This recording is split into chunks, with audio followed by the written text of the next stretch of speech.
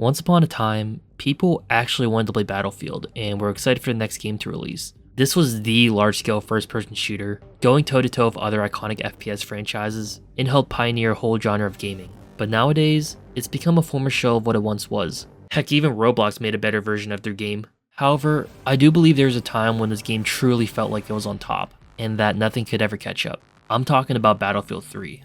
Released on October 25th, 2011, this is widely regarded as the best Battlefield and was my first entry into the series. I have so many memories of this game on my Xbox 360 and it's the one I look back on the most fondly. But while you can make a case for Battlefield 1 or even Battlefield 4 as being the best ones, here's why this is my personal favorite entry of all time.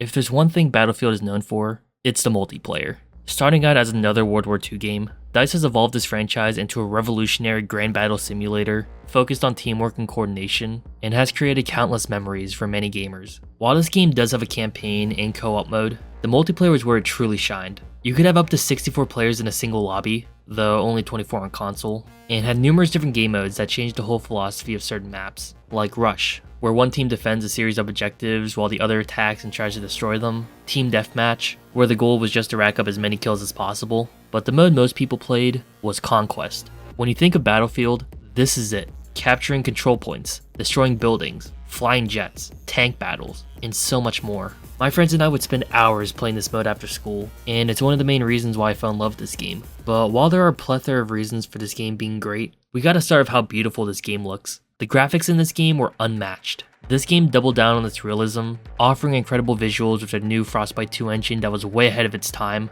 and going back to it nearly 15 years later, it still looks impressive. Believe it or not, this game only came out a year after the previous installment, Bad Company 2, and comparing the two of them, the levels of details in these games are pretty noticeable. The shadows and improved pixel quality made the game feel more realistic. Seeing the sunspots and lens flares hit my screen was something I've never experienced in any other game prior, and the blue tint color grading just hits different. Not to mention, they added a bunch of new features that hammered in the realism, like vaulting, and all new takedown animations, and the graphics especially shined on the plethora of great maps this game gave us. This game has so many iconic maps. Just to name some off the rip, you have Caspian Border, Damavan Peak, Grand Bazaar, Operation Metro, Sign Crossing, the Shar Canals, and so many more. Not to mention, seeing the map get ripped to pieces over the course of a match was a sight to see. You would see buildings turn to huge piles of rubble by the end, and it changed the whole dynamic of some maps. However, due to the limitations on the graphics at the time, this game wasn't as destructive as 2 or Bad Company, but there was still a healthy amount of things you could destroy. On top of that, every map felt intelligent. Capture points were placed in focused combat areas that made gunfights feel organic. Tall buildings with vertical layers were placed in fitting locations that weren't too overbearing or gave teams an unfair advantage. And most of the maps were well equipped for large-scale battles. This is apparently due to DICE's map design philosophy at the time. During Battlefield 3, level designers would build the maps from the ground up, and then bring over artists to make the maps feel more cinematic. But with Battlefield 4 and onwards, it was completely reversed. They had artists come in first and create concepts for maps, then the level designers would work with what was given to them, valuing visuals over gameplay. And that's probably why the map designs have gotten progressively worse over time. While we might not have appreciated these maps back then, we come to sorely miss them nearly 15 years later, especially compared to what 2042 has to offer. But what made the maps even more fun were the abundance of vehicles you could drive. Being able to operate jets, choppers, tanks, and even boats added a whole new layer of fun in tactical warfare. Compared to Call of Duty's measly small maps, Battlefield let you explore large, open, sandbox maps, and engage in fights you typically couldn't find anywhere else. You could operate tanks with your squad, communicate your movements, and shout out where the enemies were. You could fly jets using inverted controls and have dogfights against other players, and especially the immersion you had while in first person was unparalleled. And even doing the basic stuff like transporting your teammates in choppers or jeeps were the things I had the most fun doing. And with the vehicles, the community was able to come up with some wacky and wild ideas to utilize them. My personal favorites were the birthday cake, where you placed a ton of C4 on a tank and exploded it once an enemy entered it, and of course, the Rendazook. This clip got so famous that it even made it into the 2042 trailer, causing the literal creator of the move to freak out. Overall, the vehicles in this game were just so much fun to use, and definitely helped give players the Battlefield experience. But one underrated feature in this game that doesn't get talked about enough in my opinion were the classes. This concept has always been a core part of the franchise, and legend says Battlefield could be considered one of the first hero shooters. This game let you choose from 4 different classes: Support, Engineer, Recon, and everyone's favorite, Assault. And each class had a clearly defined role that offered unique gameplay, all while having their own strengths and weaknesses. For example, Recons are best at long distance sniping, but will generally get outgunned at close range. Same with Support. While they do provide ammo for other teammates, they generally aren't super accurate for LMGs and have limited mobility. Engineers are the only class that can repair vehicles, and have equipment that can easily destroy them too, but on non-vehicle maps, their equipment is pretty limited, and the Assault class was combined with the Medic class from previous games, where you rush the front lines, as well as heal down teammates. But while this class is versatile and can act as a jack of all trades, they're not necessarily the best at anything. I believe these 4 classes are fundamental to Battlefield,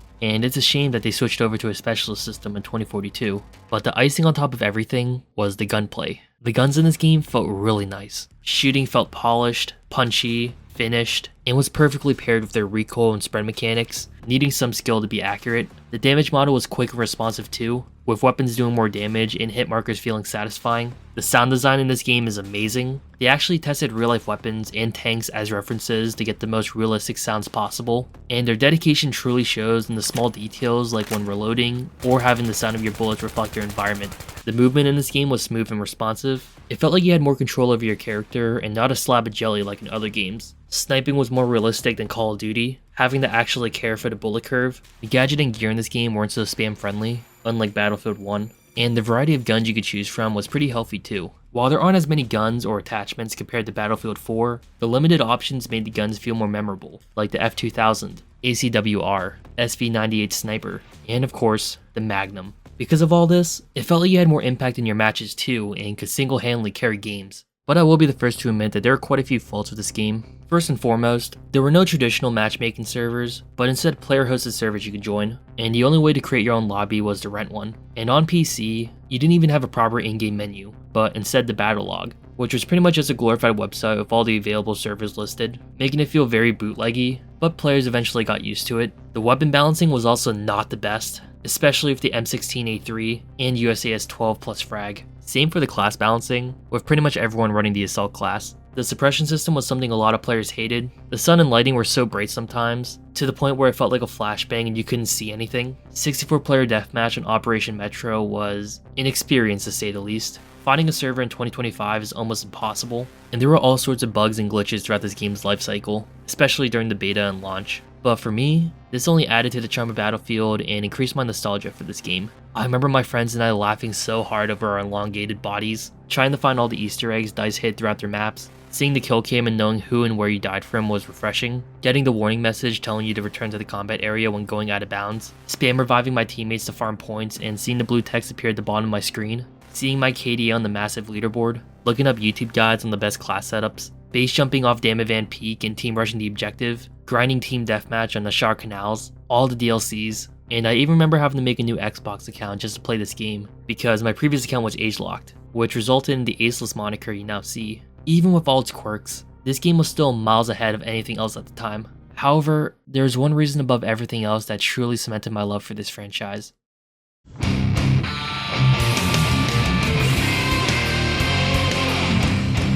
I loved Battlefield, friends. Back during the days of Machinima and the golden era of web series, Hank and Jed, also known as Needs Gaming now, created a web series that truly represented the Battlefield community. Growing up, this was one of my favorite shows on YouTube, right up there with Red vs. Blue and Video Game High School. Each episode revolved around a silly topic about Battlefield, whether it be how broken a gun was, a buggy feature rampant in the game, or stereotypes of different players. I'd always come back to see whatever shenanigans the Medic, Recon, Engineer, and Noob were up to. I especially remember moments like the noob yelling,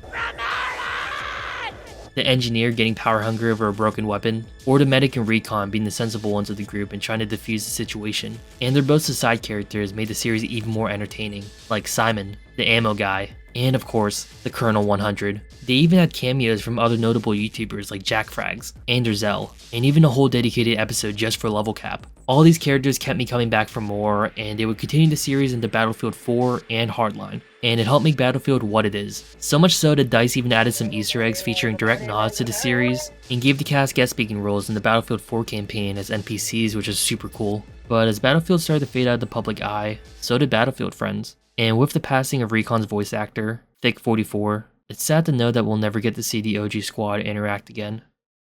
After Battlefield 3, DICE would continue to elevate the game with Battlefield 4 and eventually Battlefield 1, a game that could be considered DICE's magnum opus. We don't talk about Hardline. But with how big their World War I battle simulator was, they tried replicating that success with Battlefield 5, and things started going downhill fast, and 2042 was the last straw for most players. For me, I stopped playing after Battlefield 1. With mistake after mistake, so many buggy launches, and the lack of a modern setting, players eventually got fed up with their antics and turned over to other games like Call of Duty, and I soon joined them. The height of the Call of Duty versus Battlefield rivalry was a time to be alive. These two juggernauts were at the top of the FPS caste system, and their rivalry only pushed both games to be better. But over time, it felt like they got too focused on being more like one another and lost what made them unique, to the point where both games suffered and now barely get the recognition they once deserved. While Call of Duty was able to pick themselves back up and still be a threat within the gaming industry, same can't be said about Battlefield. But there is hope. DICE are actively working on a new Battlefield that is supposedly bringing the game back to basics, and Vincent Pella seems to be catering to the player base, even offering playtests. But these are just words, and all that matters is the execution. If DICE fumbles another launch, man, I don't know what I'll do. This is their last chance to show fans what they're truly capable of. I loved Battlefield, and I truly hope the next game can bring back a fraction of the joy and memories I once had with this franchise, but I know that might be too much to ask. But no matter what direction the franchise falls into, we can't forget just how influential this game was. I'll always cherish the memories I made with Battlefield 3, and I'm sure I'm not the only one.